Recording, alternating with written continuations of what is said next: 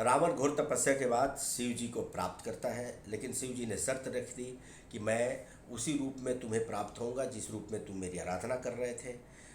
तो वो शिवलिंग के रूप में उसको प्राप्त होते हैं। और दो शर्त और थी कि तुम धरती मार्ग से जाओगे ताकि मेरे सारे भक्त हैं वो दर्शन कर सकें, और रास्ते में अगर जहाँ भी कहीं रुक रख दोगे मुझे तो मैं वहीं स्थापित हो जाऊंगा भक्तों के लिए, फिर तुम मुझे उठा नहीं पाओगे। रास्ते में देवताओं को चिंता हुई, तब वो विष्णु भगवान के गए।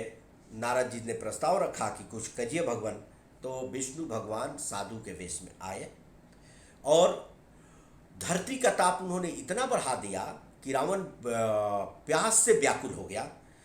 और भगवान कमंडल लिए आए तीर्थयात्री के रूप में। रावण ने देखा तो उनसे पानी पीने का आग्रह किया, तो बोले मेरे कमंडल में थोड़ा जल है, तुम पी सकते हो। फिर भगवान ने कमंडल दे दिया और रावण बोला कि आप शिवलिंग को पकड़ लो, इसको धरती पर नहीं रखना। बोले ठीक है।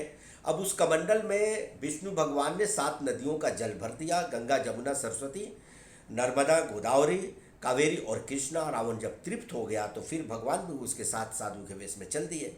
रास्ते में उसे लघु शंका लगी। अब विकट समस्या उत्पन्न हुई तो भगवान बोले कि फिर वही काम करो, शिव जी को मुझे दे दो, मैं पकड़ के रखता हूँ, तो लघु शंका करके आ जाओ। तो शिवलिंग को भगवान पकड़ लिए और बोले कि तुम जल्दी आ जाना, मैं बूढ़ा आदमी हूँ, ज़्यादा देर रुक नहीं सकता। वो दोपहर में गया तो रात तक लौटा, तब तक बैद्यनाथ धाम में भगवान ने शिवलिंग की स्थापना कर दी, वहीं पर रख दिया। अब शिवलिंग वहीं स्थापित हो गए। इसके बाद रावण आता है, बहुत क्रोधित होता है।